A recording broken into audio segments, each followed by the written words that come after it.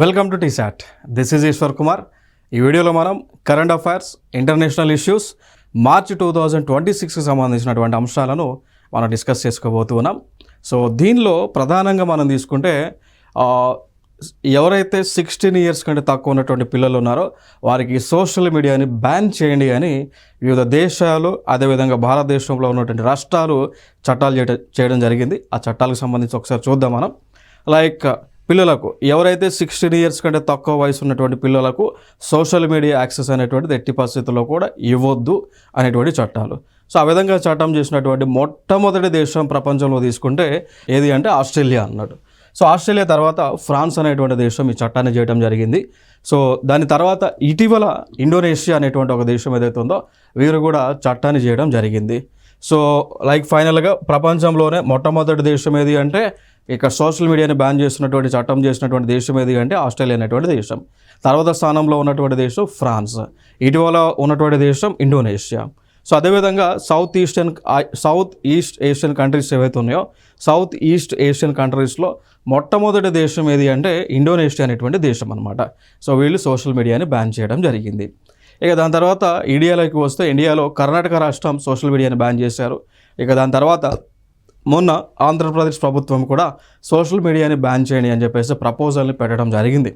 ఇక దానితో పాటు భారతదేశం మొత్తం కూడా ఈ బ్యాన్ వేయడానికి మనకి పార్లమెంట్లో వివిధ ఎంపీలు ఎవరైతే ఉన్నారో వాళ్ళు పార్లమెంట్లో లోక్సభలో దీన్ని బ్యాన్ చేయమని చెప్పేసి వాళ్ళు బిల్స్ని ప్రపోజ్ చేయడం జరిగింది. మేబీ అది ఫ్యూచర్లో ఒకవేళ జరిగితే we will discuss in the current affairs. So తర్వాత అది మనకి ఫైనల్లో ఈ పార్లమెంట్లో లోక్సభలో, రాజ్యసభలో ఫైనల్గా ప్రెసిడెంట్ ద్వారా ఆమోదం పొందితే అది మనకి యాక్ట్ రూపంలో వస్తుంది. ఇంకొక అంశం, సో ఇక్కడ ప్రపంచంలోనే అత్యంత వేగంగా నడిచేటువంటి ఫ్రైట్ ట్రైన్ని ఆవిష్కరించారు. సో ఫ్రైట్ ట్రైన్ అంటే గూడ్స్ ట్రైన్ అనమాట. సో ప్రపంచంలోనే అత్యంత వేగంగా రన్ అయ్యేటువంటి గూడ్స్ ట్రైన్ని ఒక దేశంలో ప్రారంభించారు. ఆ దేశమే జపాన్ అనేటువంటి దేశం. So Japan is the first country in the world who has launched world's first high speed freight train అంటాం. సో ఫ్రైట్ అంటే గూడ్స్ అనమాట. సో గూడ్స్ లగేజ్ని తీసుకుపోయేటువంటి ట్రైన్ అన్నట్టు. దాని యొక్క వేగం ఎంతో తెలుసా? 275 km/h. సో గంటకి 275 కిలోమీటర్ల వేగంతో వెళ్తుంది ఈ యొక్క goods train. So that is the place, that is the most important ఇన్ఫర్మేషన్గా మనం చెప్పొచ్చు. మరి ఇక ట్రైన్కి కూడా పేరు పెట్టారు. షింకాన్సేన్ అనేటువంటి ఒక ట్రైన్కి పేరు కూడా పెట్టడం జరిగింది. That is the most important point. మరి ఈ విధంగా ఇండియాలో చూసుకుంటే ఈ విధంగా ఇండియాలో ట్రైన్స్ ఉన్నాయంటే ఇండియాలో అయితే ఇంత వేగంగా నడిచేటువంటి ట్రైన్స్ అయితే లేవు, కానీ బట్ ఇండియాలో కూడా గూడ్స్ ట్రైన్స్ ఉన్నాయి, దాంతోపాటు ప్యాసింజర్ ట్రైన్స్ ఉన్నాయి. లైక్ ప్యాసింజర్ ట్రైన్స్లోనే అత్యంత వేగంగా రన్ అయ్యేటువంటి ప్యాసింజర్ ట్రైన్ వచ్చేసి వందే భారత్ అనేటువంటి ట్రైన్ మనం చెప్పొచ్చు. వందే భారత్ ట్రైన్. సో దీని ఇనిషియల్గా మనకి సికింద్రాబాద్ నుంచి పైలట్ ప్రాజెక్ట్ కింద భారతదేశంలోనే ఫస్ట్గా లాంచ్ చేశారు.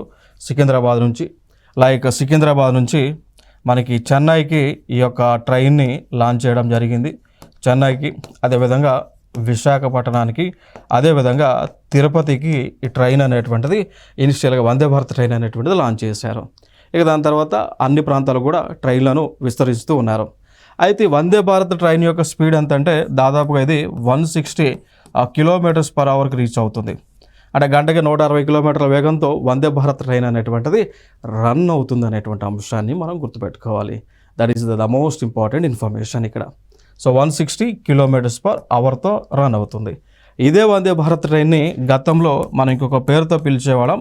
That is like train 18. So train 18 అనేటువంటి పేరుతో పిలిచేవాళ్ళం. That is the most important information relevant to the trains. అదేవిధంగా ఇండియాలో ఒక స్కీమ్ లాంచ్ చేశారు. సో దాన్ని Amrit Bharat station development scheme అని అంటాం. Like Amrit Bharat station development స్కీమ్ను కూడా లాంచ్ చేయడం జరిగింది. సో దీని ద్వారా భారతదేశంలో ఉన్నటువంటి రైల్వే స్టేషన్లను అభివృద్ధి చేస్తూ ఉంది ప్రభుత్వము. ఇంకొక అంశం మనకి న్యూస్లో ఉంది. సో నేపాల్ దేశానికి యంగెస్ట్ పర్సన్గా, యంగెస్ట్ ప్రైమ్ మినిస్టర్గా ఒక వ్యక్తి ప్రమాణ స్వీకారం చేశారు. ఆయన పేరే బలెన్ షా అని పిలుస్తూ ఉంటాం. సో బలెన్ షా వీరు నేపాల్ దేశంలోనే అతి తక్కువ వయసు కలిగినటువంటి ప్రైమ్ మినిస్టర్గా ప్రమాణ స్వీకారాన్ని చేయడం జరిగింది. క్లియర్. సో వారి యొక్క వయసు ఎంత ఉంటుంది అంటే జస్ట్ ఒక 35 years ఆఫ్ ఏజ్ ఉంటుంది. సో 35 సంవత్సరాలు కలిగినటువంటి వ్యక్తి. సో వీరు నేపాల్ దేశంలో అత్యంత పిన్న వయస్కుడుగా ప్రసిద్ధిగాంచినటువంటి వ్యక్తి. ఇక దాంతోపాటు ఇంకో గుర్తుపెట్టుకోవాల్సిన అంశం, ఇటీవల నేపాల్ దేశానికి ప్రైమ్ మినిస్టర్గా ఎవరిని ఎన్నుకోబడ్డారని అడగవచ్చు. సో ఆయన పేరు బలెన్ షా అన్నట్టు. ఎందుకంటే ఇది మన పొరుగు దేశమే కాబట్టి అడగడానికి కాంపిటేటివ్ ఎగ్జామ్స్లో అడగడానికి ఛాన్సెస్ ఉన్నటువంటి ఆ ఏరియాగా మనం చెప్పొచ్చు. సో దానికి సంబంధించి మరి క్వశ్చన్స్ ఉన్నాయి. Try to give the answer. Who become Nepal's youngest prime minister in 2026? So Nepal రాష్ట్రానికి యంగెస్ట్ ప్రైమ్ మినిస్టర్గా ఎవరిని ఎన్నుకోబడ్డారు? A KP Sharma Oli, B Ramchandra Paudel, C Balendra Shah and D Sher Bahadur Deuba. So సరైన ఆన్సర్ ఏమవుతుంది? If you know the answer please comment in the comment box. So what is the answer? C, exactly. So C, Balendra Shah is the right answer. He is the present and also Nepal's youngest prime minister. That is the point. Same అదే తెలుగులో ఇచ్చాం. So 2026లో Nepal యొక్క అతి పిన్న వయస్కుడైన ప్రధాని ఎవరు అయ్యారు?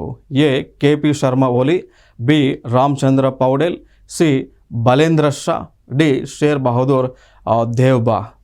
So what is the answer? Yes, exactly. C Balendra Shah is the answer. ఇంకొక అంశం మనకు న్యూస్లో ఉంది. యునైటెడ్ స్టేట్స్ ఆఫ్ అమెరికాకు చెందినటువంటి డాలర్ న్యూస్లో ఉంది. ఎందుకు డాలర్ అనేటువంటిది ఇప్పుడు న్యూస్లో ఉంది అంటే వాళ్ళు ఒక మార్పు చేయబోతూ ఉన్నారు. ఈ మార్పు 165 years తర్వాత మార్పును చేయబోతూ ఉన్నారు. ఆ మార్పు ఏంటి అంటే యుఎస్లో ఉన్నటువంటి డాలర్ ఏదైతే ఉందో డాలర్ పైన సిగ్నేచర్ ఉంటుంది. ఆ సిగ్నేచర్ని వారు మార్పు చేయబోతూ ఉన్నారు. క్లియర్. సో యుఎస్లో ఉన్నటువంటి కరెన్సీ ఏదైతే ఉందో కరెన్సీ పైన జనరల్గా సిగ్నేచర్ చేస్తారు. అదే ఆ సిగ్నేచర్ ఎవరు చేస్తారు? ట్రెజరర్ యొక్క సిగ్నేచర్ ఉంటుంది. సో దాన్ని రిమూవ్ చేసి ఆ సిగ్నేచర్ స్థానంలో ఈ ఫోటోలో కనిపిస్తున్నటువంటి వ్యక్తి సైన్ చేయబోతూ ఉన్నారు. అది మనకి ఇప్పుడు న్యూస్లో ఉన్నటువంటి అంశంగా మనం చెప్పవచ్చు. His name is Donald Trump. So ఆయనే ఇప్పుడు యునైటెడ్ స్టేట్స్ ఆఫ్ అమెరికాకు ప్రెసిడెంట్గా ఉన్నటువంటి వ్యక్తి. సో అది ఆయనకు సంబంధించినటువంటి ఇన్ఫర్మేషన్. నెక్స్ట్ ఇంకొక అంశం చూద్దాం. కాన్ఫరెన్స్కి సంబంధించిన అంశం. World trade organization 14th Ministerial Conference concludes. So India focuses on reforms, fisheries and agriculture. So దీంట్లో మనం ఏం నేర్చుకోవాలి అంటే 14th కాన్ఫరెన్స్ దేనికి సంబంధించింది? వరల్డ్ ట్రేడ్ ఆర్గనైజేషన్కి సంబంధించిన ప్రపంచ వాణిజ్య సంస్థకు సంబంధించిన 14వ మినిస్ట్రియల్ కాన్ఫరెన్స్ జరిగింది. అది జరిగినది ఎక్కడ జరిగింది అంటే కెమెరాన్ దేశంలో యోండి అనేటువంటి ప్లేస్లో ప్లేస్లో జరిగింది. ఎప్పుడు జరిగింది? 29th నుంచి 30 March 2026 మధ్య జరగడం జరిగింది. క్లియర్. సో ఇది అక్కడ వరకు ఇంపార్టెంట్. అయితే దీంట్లో వాళ్ళు దేనికి సంబంధించి డిస్కషన్స్ చేశారు అంటే ఒకటి రిఫార్మ్స్, రిఫార్మ్స్ సంస్కరణలు చేయటము, ఫిషరీస్కి సంబంధించి అదేవిధంగా అగ్రికల్చర్కి సంబంధించిన రిఫార్మ్స్ అనేటువంటివి చేయటం. క్లియర్. సో దీనిపైన వాళ్ళు ఈ యొక్క కాన్ఫరెన్స్ అనేటువంటిది నిర్వహించుకోవడం జరిగింది. ఇంకొక అంశం మనకి న్యూస్లో ఉంది. టాప్ టెర్రరిస్ట్ గ్రూప్స్ వీళ్ళు న్యూస్లో ఉన్నారు. సో దానికి సంబంధించి ఒక నివేదిక కూడా వచ్చింది. ఆ నివేదిక పేరు గ్లోబల్ టెర్రరిజం ఇండెక్స్ అని అంటాం. The name of the index ఇది గ్లోబల్ టెర్రరిజం ఇండెక్స్గా మనం చెప్పవచ్చు అండి. ఓకే. సో ప్రపంచ టెర్రరిజం సూచిక 2026కి సంబంధించి రిలీజ్ చేయడం జరిగింది. మరి అది రిలీజ్ చేసిన సంస్థ మనం చూసుకుంటే సంస్థ పేరు కూడా ఇంపార్టెంట్. సంస్థ పేరు institute for economics and peace అని అంటాం. సో ఎవరు ఈ గ్లోబల్ టెర్రరిజం ఇండెక్స్ 2026ని రిలీజ్ చేశారు అంటే his name the institution was so institute for economics and peace అనేటువంటి సంస్థ. సో ఇన్స్టిట్యూట్ ఫర్ ఎకనామిక్స్ అదేవిధంగా అండ్ పీస్ అనేటువంటి సంస్థ వారు రిలీజ్ చేయడం జరిగింది. మరి దీన్ని నివేదిక అనుసరించి ప్రపంచంలోకి వెళ్ళా అత్యంత ఎక్కువ ఉగ్రవాదం ఉన్నటువంటి దేశాలు అవి, హైయెస్ట్ టెర్రరిజం ఉగ్రవాదం ఉన్నటువంటి దేశాలు ఏవి అంటే ఫస్ట్ ప్లేస్లో ఉన్నటువంటి దేశం పాకిస్తాన్. సో ప్రపంచంలోకెల్లా అత్యంత ఎక్కువ ఉగ్రవాద దేశం, ఉగ్రవాదులు ఉన్నటువంటి దేశం, ఉగ్రవాదంతోనే జీవిస్తున్నటువంటి దేశం ఫస్ట్ ప్లేస్లో పాకిస్తాన్ ఉంది. అంటే ఇది నేను చెప్తా ఉన్నది కాదు, as per the report. So like global terrorism index ప్రకారం, నివేదిక ప్రకారం ఈ రిపోర్ట్ ఇది. ఫస్ట్ ప్లేస్లో పాకిస్తాన్ ఉంది, 11th ప్లేస్లో ఆఫ్ఘనిస్తాన్ ఉంది, అండ్ 13th ప్లేస్ వచ్చేసి ఇండియా ఉంది. సో ఇండియా యొక్క ర్యాంక్ వచ్చేసి 13th ప్లేస్లో ఉంది. అండ్ యుఎస్ఏ వచ్చి 28th ప్లేస్లో ఉంది, యూకే వచ్చి 38th ప్లేస్లో, బంగ్లాదేశ్ వచ్చేసి 42nd ప్లేస్లో ఉంది, అండ్ నేపాల్ వచ్చి 18th 9thలో, భూటాన్ వచ్చేసి 100, అండ్ శ్రీలంక కూడా 100 పొజిషన్లో ఉంది. అండ్ టెర్రరిజం వల్ల ఎక్కువ ప్రభావం అవుతున్నటువంటి దేశం ఏది అంటే లైక్ పాకిస్తాన్ అనేటువంటి దేశం ఎక్కువగా ఇంపాక్ట్ అవుతుంది. మరి భారతదేశం యొక్క ఇంపాక్ట్ ర్యాంక్ ఎంత అంటే లైక్ 13th పొజిషన్లో మనం ఉన్నమాట. సో ఈ పొజిషన్లో మనం ఇదంతా కూడా టాప్ కంట్రీస్ అన్నట్టు దీనిలో టెర్రరిజానికి సంబంధించి ఉన్నటువంటి దేశాలు. దాంతోపాటు ప్రపంచంలోకెల్లా అత్యంత డెడ్లియెస్ట్ టెర్రరిస్ట్ గ్రూప్స్ ఏమేమి ఉన్నాయంటే ఒక గ్రూప్ చూద్దాం ఇక్కడ. ఒక గ్రూప్ ఇస్లామిక్ స్టేట్, ఐఎస్ అని అంటాం. ఇది డెడ్లియెస్ట్, గ్లోబల్గా deadliest terrorism group IS, Islamic States అని అంటాం. ఇక దాని తర్వాత JNIM, so Jamaat Nusrat al Islam wal Muslimin, ఇదొక terrorist group. Next Tehrik e Taliban Pakistan, TTP, ఇదొక డెడ్లియెస్ట్ గ్రూప్. నెక్స్ట్ వచ్చేసి ఆల్ షబాద్, ఇదొక డెడ్లియెస్ట్ గ్రూప్. సో ఇవన్నీ కూడా డెడ్లియెస్ట్ గ్రూప్స్ అని డెసిగ్నేట్ చేసింది ఎవరు అంటే అంతర్జాతీయ సంస్థ. వీటిని బ్యాన్ చేసి డెడ్లియెస్ట్ గ్రూప్స్గా గుర్తించడం జరిగింది. మరి ఇవి కాంపిటేటివ్ ఎగ్జామ్స్కి ఇంపార్టెంటా? ఇటువంటి క్వశ్చన్స్ ఎగ్జామ్లో వస్తాయంటే వచ్చి ఉన్నాయండి. ఒకసారి రెఫరెన్స్గా చూడండి. లైక్ యూపీఎస్సీ ప్రిలిమ్స్ 2020లో వచ్చినటువంటి question. So union public service commission civil services ఎగ్జామ్లో ప్రిలిమ్స్లో 2020లో వచ్చిన క్వశ్చన్. సో ఒకసారి చూడండి, ఆ స్టేట్మెంట్స్ చూడండి. With reference to global terrorist organizations consider the following statements అంటాం. సో లైక్ అంతర్జాతీయంగా ఉన్నటువంటి ఉగ్రవాద సంస్థలకు సంబంధించి సరైనది ఏదో మనం ఫైండ్ అవుట్ చేసుకోవాలి. సో స్టేట్మెంట్ 1 ఏమని ఇచ్చారు అంటే Islamic State has been designated as a terrorist organization by the United Nation. అంటే ఐక్యరాజ్య సమితి వారు ఇస్లామిక్ స్టేట్ని టెర్రరిస్ట్ గ్రూప్గా డెసిగ్నేట్ చేశారా లేదని అడుగుతూ ఉన్నారు. ఎస్ఆర్ నో అని అడుగుతూ ఉన్నారు. నెక్స్ట్ రెండవది, ఇది declared a caliphate in Iraq and Syria. So రెండవది దీనిని కాలిఫట్, అదేవిధంగా కాలిఫట్ ఇరాక్లో సిరియాలో కాలిఫట్గా గుర్తించారా లేదని అడుగుతూ ఉన్నారు. ఇదొక క్వశ్చన్. నెక్స్ట్ థర్డ్, ఈ స్టేట్మెంట్లో it is a part of al Qaeda network అంటున్నారు.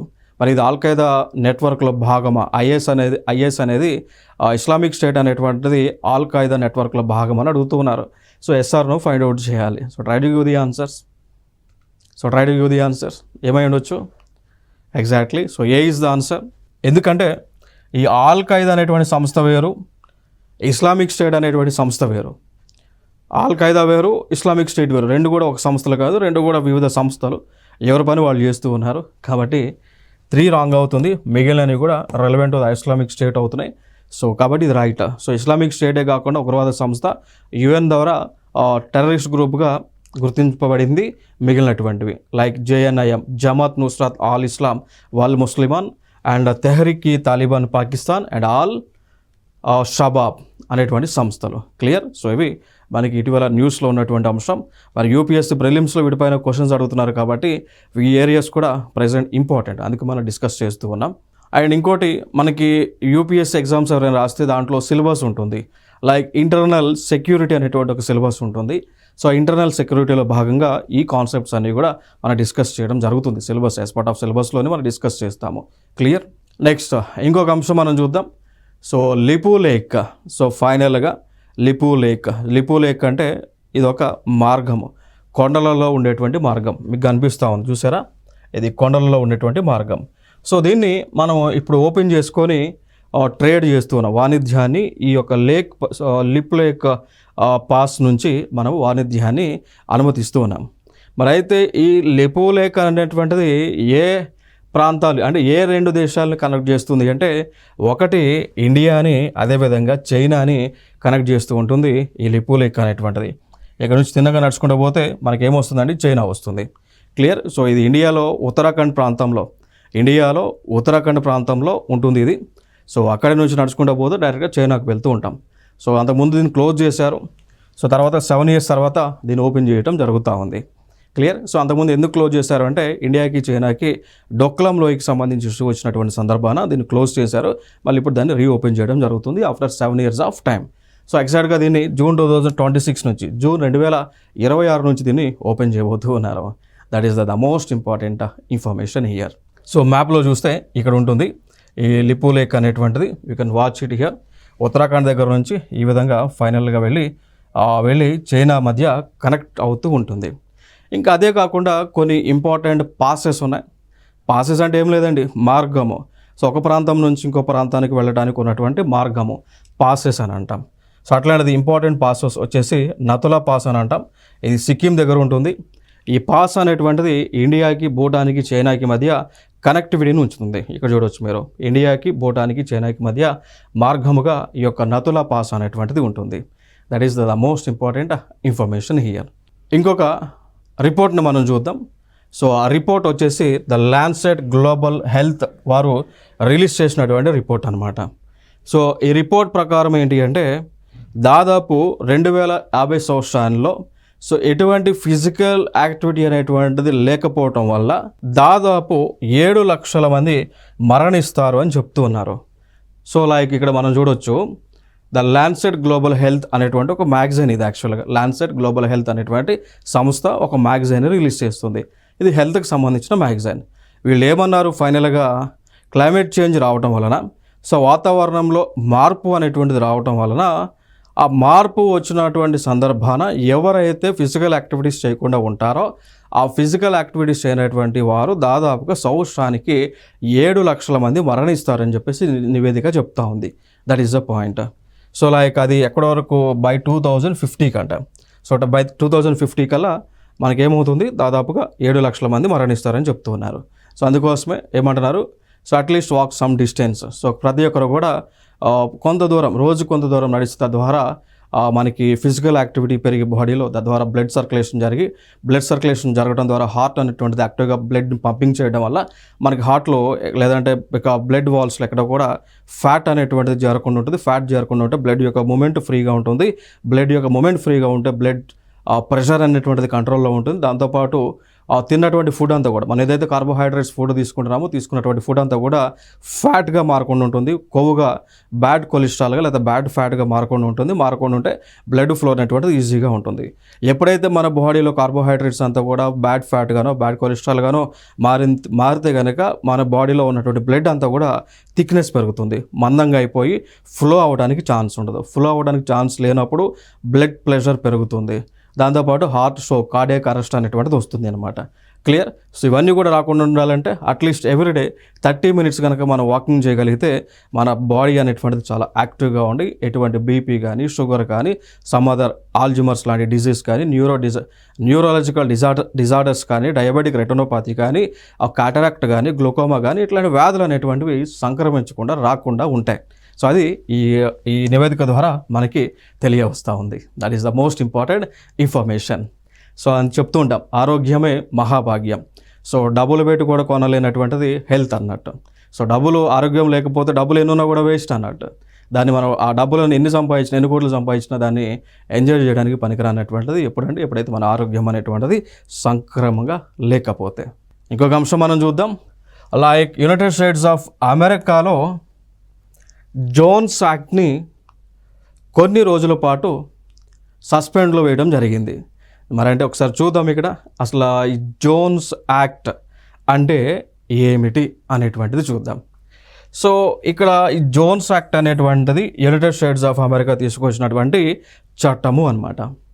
అయితే ఇక్కడ యుఎస్ఏలో ఉన్నటువంటి పోర్ట్ ఏరియాస్ ఏవైతే ఉన్నాయో, ఒక పోర్ట్ ఏరియా నుంచి ఇంకో పోర్ట్ ఏరియాకి వస్తువులను కనుక రవాణా చేయాలి అంటే ఖచ్చితంగా యునైటెడ్ స్టేట్స్ ఆఫ్ అమెరికాకు చెందినటువంటి షిప్లు ఏవైతే ఉంటాయో, పడవలు ఏవైతే ఉంటాయో, ఓడలు ఏవైతే ఉంటాయో, నౌకలు ఏవైతే ఉంటాయో వాటిని ఉపయోగించాలి. అది చట్టం. ఆ చట్టం పేరు జోన్స్ యాక్ట్ అనమాట. మరి ఎందుకు యుఎస్ ఇట్లాంటి చట్టాన్ని తీసుకొచ్చింది అంటే యునైటెడ్ స్టేట్స్ ఆఫ్ అమెరికాలో ఉన్నటువంటి షిప్ ఇండస్ట్రీ ఏదైతే ఉందో ఆ షిప్ ఇండస్ట్రీని అభివృద్ధి చేయటము, షిప్లు ఎక్కువ ఉత్పత్తి చేయటము, ఆ ఉత్పత్తి చేయడం వల్ల ఆ షిప్ ఇండస్ట్రీ పైన డిపెండ్ అయినటువంటి వారికి ఎంప్లాయ్మెంట్ని క్రియేట్ చేయడము. సో ఆ ఉద్దేశంతోనే ఈ యొక్క జోన్స్ యాక్ట్ని తీసుకురావడం జరిగింది. సో దీన్ని ఇప్పుడు ఒక 60 days వరకు కూడా టెంపరీగా జోన్స్ యాక్ట్ని బ్యాన్ చేశారు అనమాట. అర్థమైందా? So that is the point ఇక్కడ న్యూస్లో ఉన్నటువంటి అంశం. ఎందుకు బ్యాన్ చేశారంటే మన అందరూ తెలుసు, ఇప్పుడు ఇరాన్కు అదేవిధంగా యుఎస్ఏకి యుద్ధం జరుగుతుంది సందర్భాన. సో యుఎస్ఏ పైన ఎటువంటి లాజిస్టిక్ మూమెంట్ సంబంధించి భారము పడకుండా ఉండటానికి, సో యుఎస్ఏ మధ్య గూడ్స్ అనేటువంటి రవాణా చేసే క్రమంలో ఏ షిప్నైనా, ఏ దేశానికి చెందిన షిప్నైనా ఉపయోగించుకోవడానికి చేసుకునే విధంగా, సో అలా ఏ షిప్నైనా ఉపయోగించుకుంటే ఏమవుతుంది అంటే యుఎస్ఏ పైన ఈ యొక్క లాజిస్టిక్ మూమెంట్ భారం అనేటువంటిది పడదు. ఆ ఉద్దేశంతోనే ఈ జాన్స్ యాక్ట్ని ఒక 60 days పాటు సస్పెండ్ చేయడం జరిగింది. సో అదే మనకి న్యూస్లో ఉన్నటువంటి అంశము. సో ఇలాంటి మరికొన్ని అంశాలను మనం నెక్స్ట్ వీడియోలో డిస్కస్ చేద్దాం. సో ఇవ్వండి. Thank you so much.